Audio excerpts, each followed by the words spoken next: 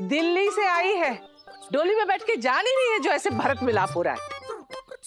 सामान उठाओ, चलो ऊपर।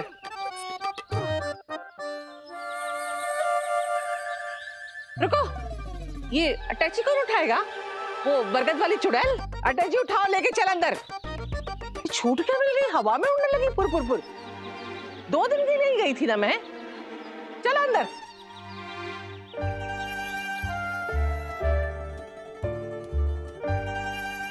ठीक हो ना मम्मा?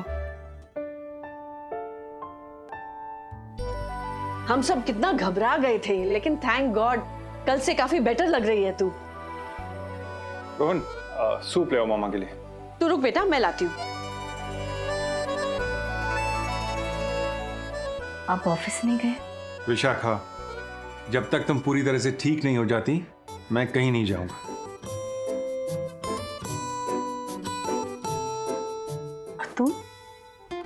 तुम स्कूल क्यों नहीं गए बेटा? मम्मा, जब तक आप 100% फिट ना हो जाओ मैं कहीं नहीं जाऊंगा। मैं यही रहूंगा आपके पास। अरे ये क्या बात हुई? और समीर कहाँ? रोहन बेटा, मेरी मानो, थोड़ा रेस्ट करो। पूरी रात तेरे पैर दबाते रहा ये।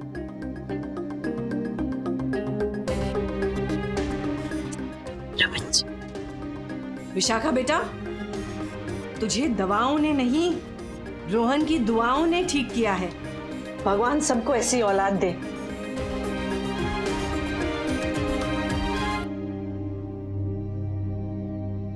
वरना कुछ बच्चे ऐसे होते हैं कि पूछो ही मत, माँ बाप के लिए मुसीबत।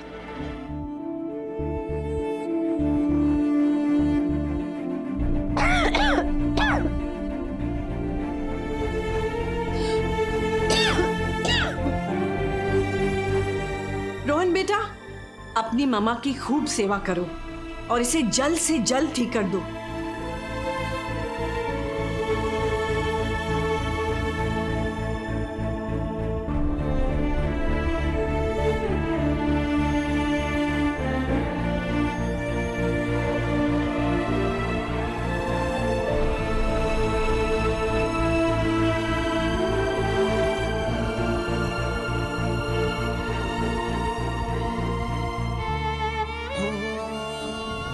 जिसने तुमको प्यार किया है वो भगवान को प्यारा हो गया है।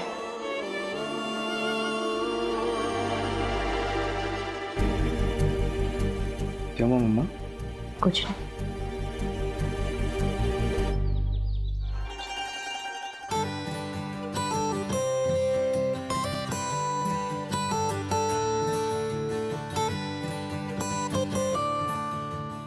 भगवान झूठ ना बोला नैना, अगर तू इतनी स्पीड में ट्रॉफी पे ट्रॉफी लाएगी ना तो मुझे लगता है बहुत ही जल्द बड़ा वाला शोकेस बनवाना पड़ेगा सब ट्रॉफी रखने के लिए। बिल्कुल सही कहा मम्मी। मम्मी की बच्ची, कभी तू भी एक आध बार ट्रॉफी लेके आ। मम्मी आप ना देखते रहिए, एक दिन आएगा जब मैं भी बेटा इतने सालों से देख रही हूँ, भगवान जाने वो दिन कब आएगा। नैना क्या हुआ? इतनी खुशी की बात है और तू है कि मुंह लटका के खड़ी है। मम्मी अभी आपने मेरे ऊपर चिल्ला दिया ना कि ट्रॉफी नहीं लाई, ट्रॉफी लेकर आया कर, तो बस वो उदास हो गई।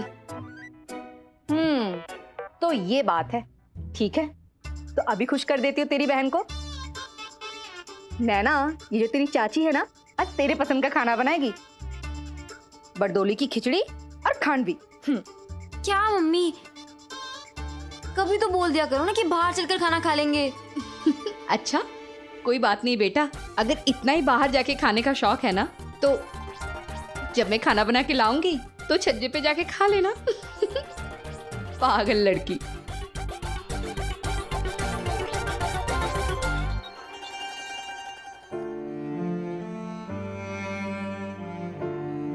अब सच बता, क्यों नहीं मिले जीजा जी? पता नहीं, चिट्ठी में एक एक जगह एक एक टाइम लिखा था मैंने, फिर भी वो हो सकता है कि चिट्ठी मिली ना हो। ऐसा तो कभी नहीं हुआ। मम्मी है, बस समीर किसी मुश्किल में ना हो, हे भगवान प्लीज सब ठीक हो।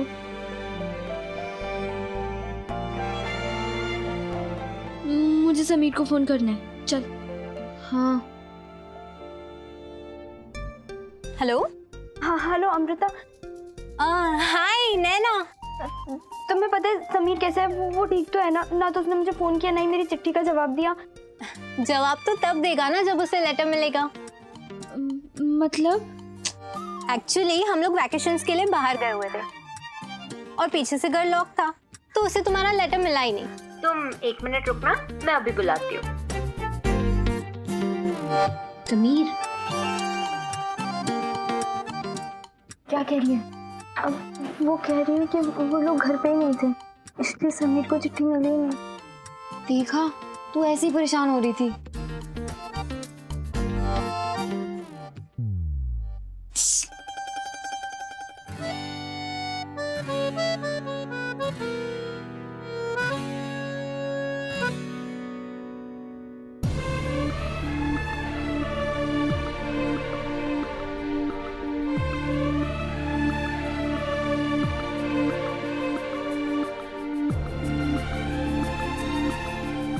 समीर, नैना का फोन है। समीर,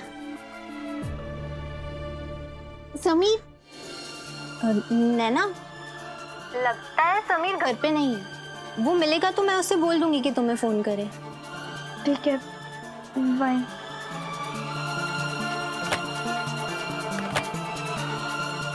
पता नहीं क्या हो गया समीर को।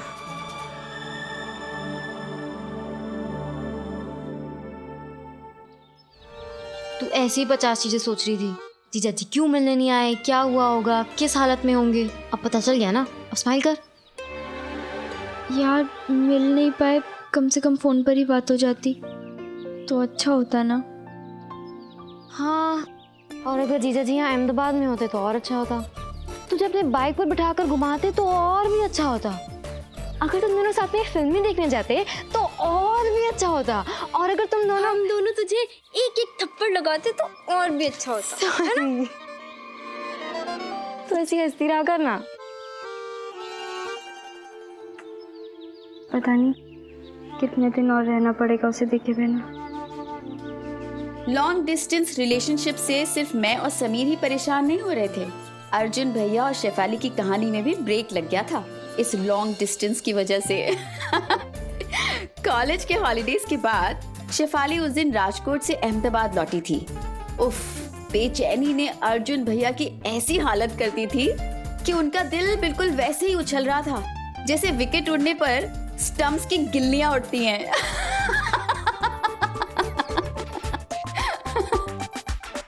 बेटा, यहाँ से वहाँ, वहाँ से वहाँ, ये सब क्या है? हैं? अरे सीधे सीधे चलता तब तक घसीटाराम की दुकान पे पहुंच जाता। ताई जी मैं चल नहीं रहा, मैं कुछ सोच रहा हूँ। हैं? ऐसे चल के सोचते हैं? किसी डॉक्टर ने कहा है कि चल चल के सोचना चाहिए? अरे सोफे पे बैठ के सोच ले बेटा। वैसे सोच क्या रहा है? अरे ताई जी वो सोफे पे ही बैठ के सोचता हूँ। सही कह रही हैं ताई जी आप। ताई जी मैं सोच रहा था कि ये परले बाबू की किताब देखिए, ये अंग्रेजी की, कितने अच्छे नंबर लाए हैं। नहीं वाह, क्यों नहीं आएंगे? इतना बढ़िया पढ़ा रही है शेफाली, हैं?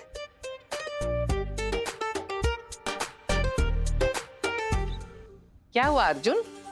बार बार घड़ी देख रहा है? अरे ताई जी वो शेफाली ने। शेफाली? शेफाली से तुझे क्या काम है? ताई जी गर्मी बहुत हो रही है ना कमरे में, पंखा चला लूं? ओ भाई, लोगों को ठंड और तुझे गर्मी लग रही है। बिल कौन भरेगा? तेरे पिताजी? ताई जी अब पंखा चलाने में कितना बिल आएगा? अर्जुन, बहुत जबान चलने लगी तेरी आजकल। जो बात पूछ रही है उसका जवाब दे। शेफाली से क्या काम है? अरे नहीं नहीं ताई जी आप तो गलत समझ बैठी। मैं तो सिर्फ इतना कह रहा था कि वो शेफाली ने आना था ना अपने परले बाबू को पढ़ाने। देखिए अभी अभी मैंने देखा ये ग्रामर में ना छोटी मोटी, ज्यादा बड़ी नहीं, बस छोटी मोटी गलतियां की हुई हैं। तो बस शेफाली को बोलना था कि थोड़ा सा ध्यान दे दे हमारे परले बाबू पे। ये गलतियां छोटी हैं पर इनके नंबर बहुत कटते हैं ताई जी।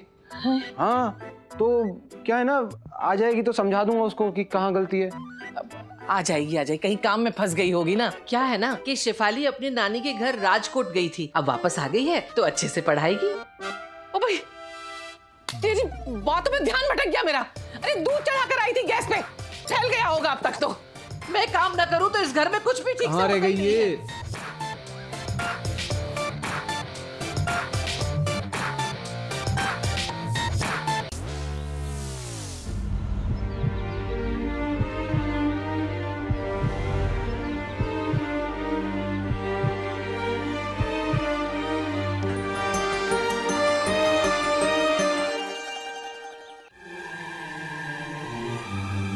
ताई जी अर्जुन घर पर है क्या? अर्जुन, तुम ट्यूशन परलय बाबू को पढ़ाती हो कि अर्जुन को पढ़ाती हो? हैं वो भी अभी तुम्हारे बारे में पूछ रहा था और तुम उसके बारे में पूछ रही।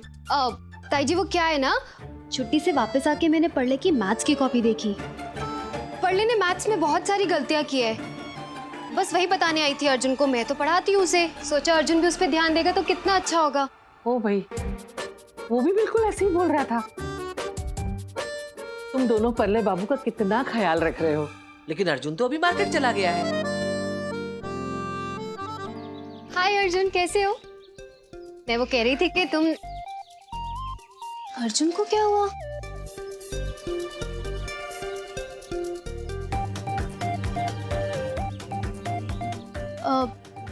नमस्ते भैया, ये ड्रेस दिखाइए ना। जी देखिए, ये कैसे दिए भैया? ये कैसा लग रहा है मुझ पे? बोलो ना। अरे अरे आप बोलने देंगे तो ही तो बोलूंगा। मैं भी तो चाहती हूँ कि वो बोले, पता तो चले कि बात क्या है। बात? कौन सी बात? आप छोड़िए, आप इसका दाम बताइए क्या है। अरे नहीं चाहिए। अब जाने दीजिए। अरे सॉरी, हाँ सॉरी।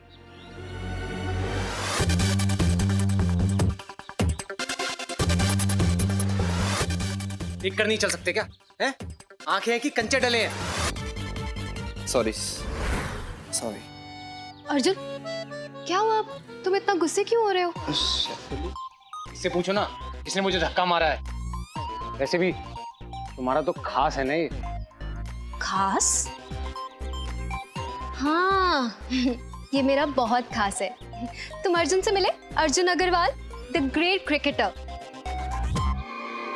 ये अर्जुन है तुम्हारे कोच, राइट? बिल्कुल। हाय, मैं तरुण। शेफाली ने बहुत कुछ बताया आपके बारे में, जब भी मिलती है आपके बारे में बात करती है। अच्छा हाँ, इतना सब कुछ बताया मेरे बारे में? कमाल है, मुझे तो तुम्हारे बारे में कुछ भी नहीं बताया कि एक नया दोस्त बन गया है। मुझे कौन सा बताना जरूरी है? अर्जुन तुम आज ऐसी बातें क्यों कर रहे हो? तुम इस तरह तो बात नहीं करते हो, और ये मेरा दोस्त नहीं है। दोस्त नहीं है? थोड़ी देर पहले तो तुम खुशी खुशी हंस हंस के इससे बातें कर रही थी। अरे ये तो जब भी मिलती है ऐसे ही बातें करती है। हाँ। जब भी मिलती है ऐसी ही बातें करती है? हाँ। कमाल है।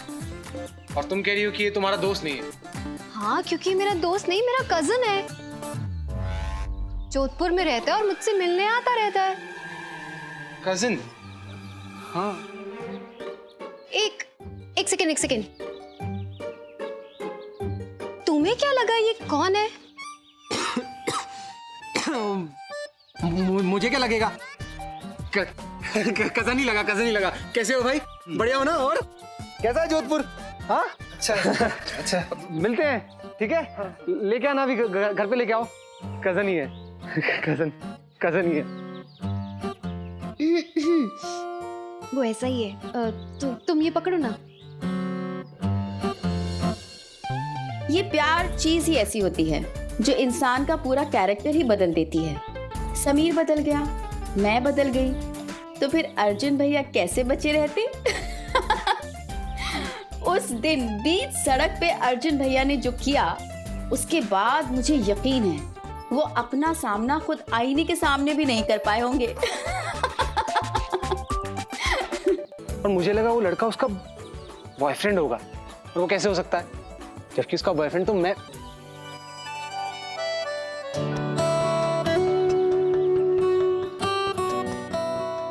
मैं भी तो उसका बॉयफ्रेंड नहीं हूं, फिर मुझे उस लड़के से जलन क्यों हुई?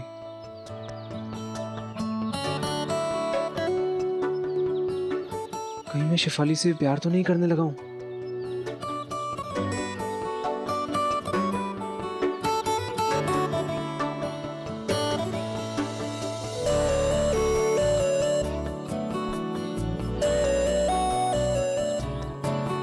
सही कह रहा है तू मेरे दिल, प्यार हो गया है सर्जन को। प्यार करता हूं मैं शेफाली से।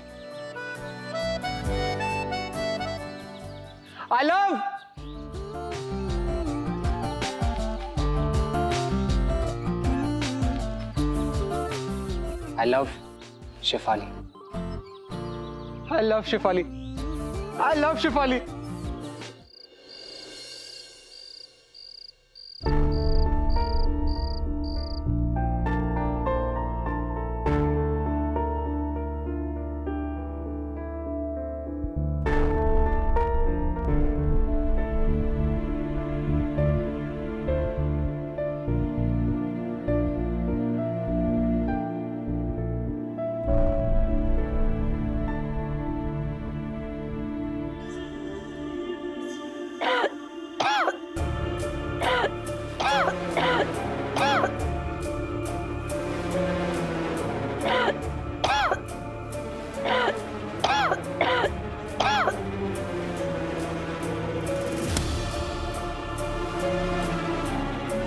अरे हॉल की लाइट किसने जलाई है? विशाखा, तुमने उठाया क्यों नहीं मुझे? लाइट नहीं जली होती तो मेरी नींद ही नहीं खुलती। अरे विशाखा, तुम ठीक तो हो?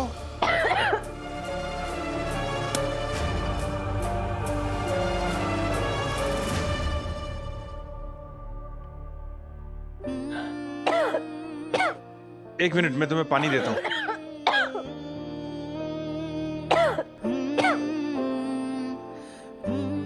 ये पी लो, ठीक फील करोगे।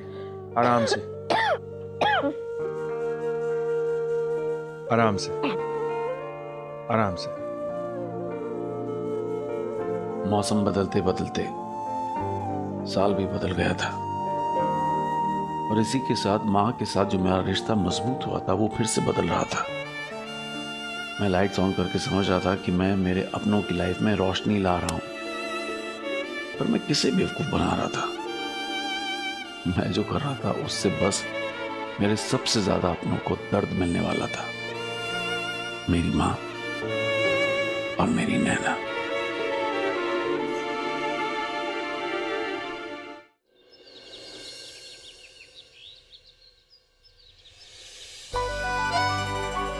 पहले से बहुत फर्क लग रहा है। फर्क तो होना ही था। मेरे बेटे और पोते ने कितनी सेवा की है तुम्हारी। Thank you. अच्छा है तू अपने कमरे से बाहर निकली। उस चार दीवारी से निकलना बहुत जरूरी था तेरे लिए। केशव, समीर कहाँ है? स्कूल गए मैम साहब। अच्छा। मम्मी जी, समीर ठीक है ना? हाँ, क्यों? नहीं, मैं जब से बीमार हुई हूँ वो मुझसे ठीक से बात नहीं कर रहा है। पता नहीं, चुप चुप सा रहता है।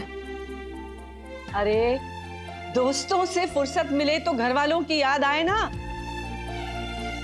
ये लो, अच्छा सा टमाटर सूप बनाया केशव ने, अच्छा लगेगा तुम्हें। थैंक यू मम्मी जी।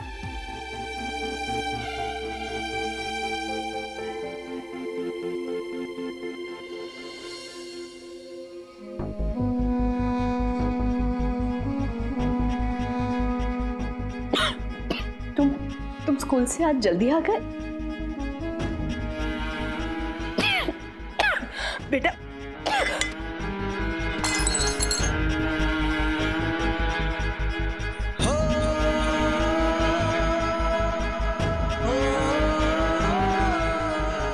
देखा केशव, तेरी विशाखा मेम साहब इतने दिनों के बाद अपने कमरे से बाहर निकली है और ये सब हुआ।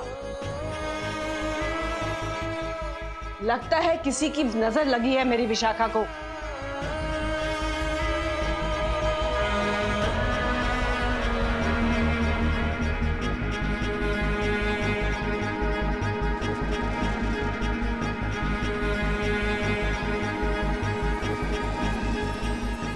समीर, समीर सुनो तो।